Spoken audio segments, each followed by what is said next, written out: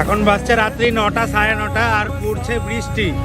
গেছিলাম রিয়াকে আনতে, ম্যাডামের ইচ্ছে এখন বাড়ি যাওয়ার টাইমে ভিজবো। রাত 9টার সময় কে ভেজে ভাই? এই দেখো,